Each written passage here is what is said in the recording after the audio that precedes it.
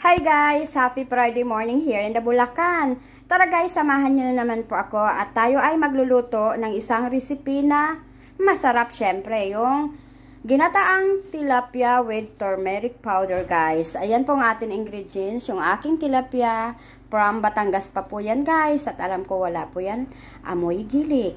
Meron tayong sibuyas, bawang, kamatis, siling green, pechay, at yung ating turmeric powder nandun. At mayroon tayong gata dyan guys, paminta at saka bawang. Ang gagawin po natin guys, prito muna natin si tilapia at mamaya po guys, lagyan po natin ito ng gata. See you mamaya guys. Hi guys, nakaprito na po yung ating tilapia. Maggisa na po tayo ng, may mantika na po ito guys, mainit na. Lagay tayo ng sibuyas.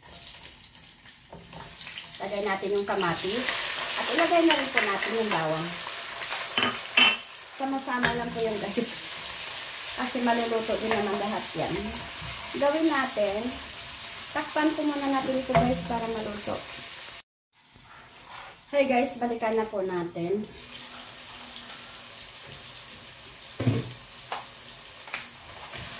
Luto na po yung ating bawang, sibuyas, at saka kamatis guys. Ilagay na po natin yung ating turmeric powder.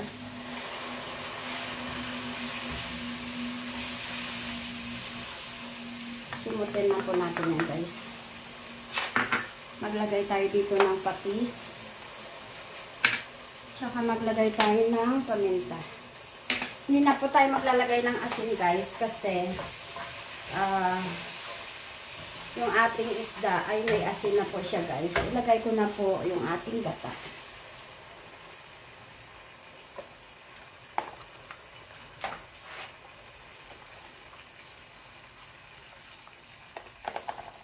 Mix lang po natin.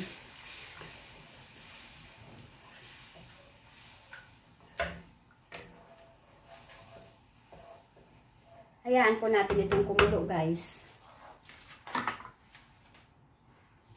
Takpan po muna natin yan.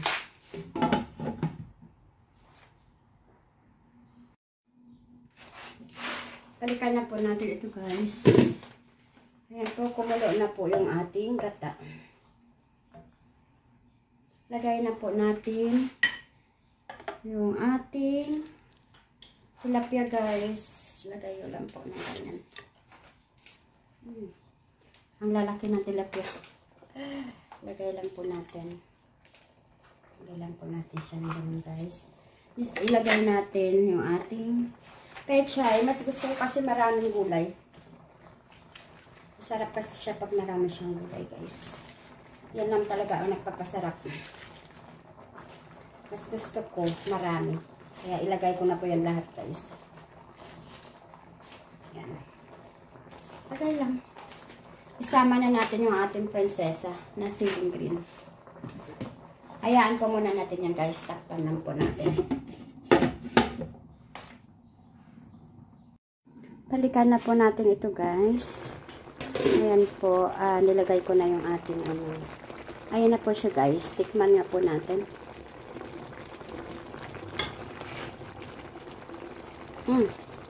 Sarap.